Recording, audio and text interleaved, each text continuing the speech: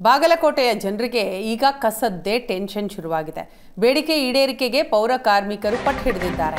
ಮುಷ್ಕರಕ್ಕೆ ಪೌರ ಕಾರ್ಮಿಕರು ಕುಳಿತಿದ್ದಾರೆ. ಹಾಗಾಗಿ ಬಾಗಲಕೋಟೆಯ ಜನರಿಗೆ ಕಸ ವಿಲೇವಾರಿ ಮಾಡೋದು ಹೇಗೆ ಅನ್ನುವಂತಹ ಟೆನ್ಷನ್. ಕೊರೋನಾ ಆತಂಕದ ಮಧ್ಯೆ ಕಸದ ಸಮಸ್ಯೆ ಈಗ ಶುರುವಾಗಿದೆ. 2 ದಿನಗಳಿಂದ ಕಸ ವಿಲೇವಾರಿ ಸ್ಥಗಿತ ಆಗಿದೆ. ಬೇಡಿಕೆ ಈಡೇರಿಕೆಗೆ ಪೌರ ಕಾರ್ಮಿಕರು ಪಟ್ಟು ಹಿಡಿದಿದ್ದಾರೆ, ಪ್ರತಿಭಟನೆಗೆ ಕೂತಿದ್ದಾರೆ. ಈ ಹಿನ್ನೆಲೆಯಲ್ಲಿ ಮನೆಯ ಕಸ ಹೋಗ್ತಾ ಇಲ್ಲ. ಹಾಗಾಗಿ ಬಾಗಲಕೋಟೆಯ ಜನರಿಗೆ ಕಸದ ಟೆನ್ಷನ್ ಶುರುವಾಗಿದೆ.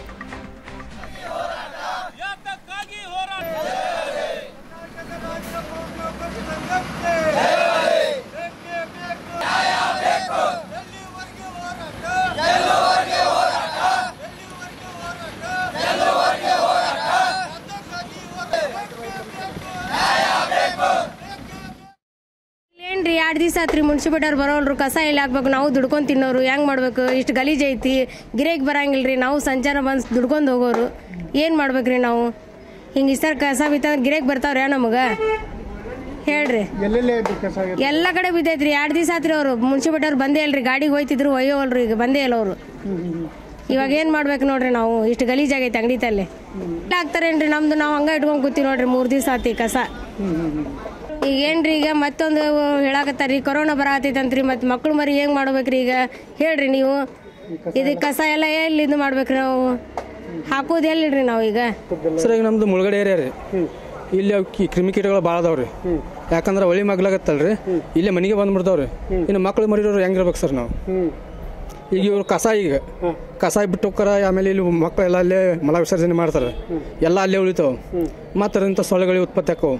ಹಿಂಗಾಗಿ ಸ್ವಲ್ಪ ಆರೋಗ್ಯಕರವಾಗಿ ಭಾಳ ದುಷ್ಪರಿಣಾಮ ಬೀರ್ತಾವ್ರಿ. ಅದಕ್ಕೆ ಇದನ್ನು ಸರ್ಕಾರ ಬೇಗ ಬಗೆಹರಿಸಿ ನಮಗೆಲ್ಲ ಸಹಕರಿಸ್ಬೇಕಂತ ವಿನಂತಿಸ್ಕೊಳ್ತೀನಿ ಸರ್. ಬಾಗಲಕೋಟೆಯ ಜನರಿಗೆ ಈಗ ಕಸದ್ದೇ ಟೆನ್ಷನ್ ಶುರುವಾಗಿದೆ. ಬೇಡಿಕೆ ಈಡೇರಿಕೆಗೆ ಪೌರ ಕಾರ್ಮಿಕರು ಪಟ್ಟು ಹಿಡಿದಿದ್ದಾರೆ. ಮುಷ್ಕರಕ್ಕೆ ಪೌರ ಕಾರ್ಮಿಕರು ಕುಳಿತಿದ್ದಾರೆ. ಹಾಗಾಗಿ ಬಾಗಲಕೋಟೆಯ ಜನರಿಗೆ ಕಸ ವಿಲೇವಾರಿ ಮಾಡೋದು ಹೇಗೆ ಅನ್ನುವಂತಹ ಟೆನ್ಷನ್. ಕೊರೋನಾ ಆತಂಕದ ಮಧ್ಯೆ ಕಸದ ಸಮಸ್ಯೆ ಈಗ ಶುರುವಾಗಿದೆ. 2 ದಿನಗಳಿಂದ ಕಸ ವಿಲೇವಾರಿ ಸ್ಥಗಿತ ಆಗಿದೆ. ಬೇಡಿಕೆ ಈಡೇರಿಕೆಗೆ ಪೌರ ಕಾರ್ಮಿಕರು ಪಟ್ಟು ಹಿಡಿದಿದ್ದಾರೆ, ಪ್ರತಿಭಟನೆಗೆ ಕೂತಿದ್ದಾರೆ. ಈ ಹಿನ್ನೆಲೆಯಲ್ಲಿ ಮನೆಯ ಕಸ ಹೋಗ್ತಾ ಇಲ್ಲ. ಹಾಗಾಗಿ ಬಾಗಲಕೋಟೆಯ ಜನರಿಗೆ ಕಸದ ಟೆನ್ಷನ್ ಶುರುವಾಗಿದೆ.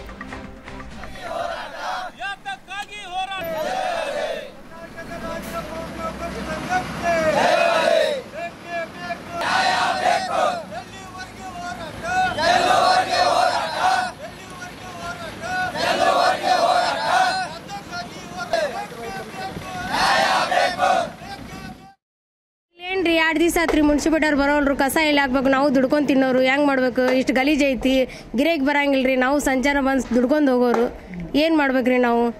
ಹಿಂಗೆ ಇಷ್ಟರ ಕಸ ಬಿತ್ತ ಗಿರೇಕ್ ಬರ್ತಾವ್ರಿ ನಮಗೆ ಹೇಳ್ರಿ. ಎಲ್ಲ ಕಡೆ ಬಿದ್ದೈತ್ರಿ. 2 ದಿವಸ ಆತ್ರಿ ಅವರು ಮುನ್ಸಿಪಾಲ್ಟವ್ರು ಬಂದೇ ಇಲ್ರಿ, ಗಾಡಿಗೆ ಹೋಯ್ತಿದ್ರು, ಒಯ್ಯೋಲ್ರಿ, ಈಗ ಬಂದೇ ಇಲ್ಲ ಅವರು. ಇವಾಗ ಏನು ಮಾಡ್ಬೇಕು ನೋಡ್ರಿ ನಾವು? ಇಷ್ಟು ಗಲೀಜಾಗೈತೆ ಅಂಗಡಿ ತಲೆ ಹಾಕ್ತಾರೇನ್ರಿ ನಮ್ದು, ನಾವು ಹಂಗೆ ಇಟ್ಕೊಂಡು ಕೂತೀವಿ ನೋಡ್ರಿ. 3 ದಿವಸ ಆತಿ ಕಸ. ಈಗ ಏನ್ರಿ ಈಗ ಮತ್ತೊಂದು ಹೇಳಾಕತ್ತಾರ್ರಿ, ಕೊರೋನಾ ಬರತೈತಂತ್ರಿ, ಮತ್ತೆ ಮಕ್ಳು ಮರಿ ಹೆಂಗ್ ಮಾಡ್ಬೇಕ್ರಿ ಈಗ ಹೇಳ್ರಿ ನೀವು? ಇದಕ್ಕೆ ಕಸ ಎಲ್ಲ ಎಲ್ಲಿ ಇದು ಮಾಡ್ಬೇಕ್ರಿ ನಾವು? ಹಾಕೋದು ಎಲ್ಲಿಡ್ರಿ ನಾವು ಈಗ? ಸರ್ ಈಗ ನಮ್ದು ಮುಳುಗಡೆ ಏರಿಯಾ ರೀ, ಇಲ್ಲಿ ಕ್ರಿಮಿಕೀಟಗಳು ಭಾಳ ಅದಾವ್ರಿ. ಯಾಕಂದ್ರೆ ಒಳಿ ಮಗ್ಲಾಗತ್ತಲ್ರಿ, ಇಲ್ಲೇ ಮನೆಗೆ ಬಂದ್ಬಿಡ್ತಾವ್ರಿ. ಇನ್ನು ಮಕ್ಳು ಮರಿಯೋರು ಹೆಂಗಿರ್ಬೇಕು ಸರ್ ನಾವು? ಈಗ ಇವ್ರು ಕಸ ಬಿಟ್ಟು ಹೋಗ್ತಾರ, ಆಮೇಲೆ ಇಲ್ಲಿ ಮಕ್ಕಳೆಲ್ಲ ಅಲ್ಲೇ ಮಲ ವಿಸರ್ಜನೆ ಮಾಡ್ತಾರೆ, ಎಲ್ಲ ಅಲ್ಲೇ ಉಳಿತಾವೆ. ಮತ್ತು ಅದರಿಂದ ಸೊಳ್ಳೆಗಳಿಗೆ ಉತ್ಪತ್ತಿ ಆಕ್ಕವು. ಹಿಂಗಾಗಿ ಸ್ವಲ್ಪ ಆರೋಗ್ಯಕರವಾಗಿ ಭಾಳ ದುಷ್ಪರಿಣಾಮ ಬೀರ್ತಾವ್ರಿ. ಅದಕ್ಕೆ ಇದನ್ನು ಸರ್ಕಾರ ಬೇಗ ಬಗೆಹರಿಸಿ ನಮಗೆಲ್ಲ ಸಹಕರಿಸ್ಬೇಕಂತ ವಿನಂತಿಸ್ಕೊಳ್ತೀನಿ ಸರ್.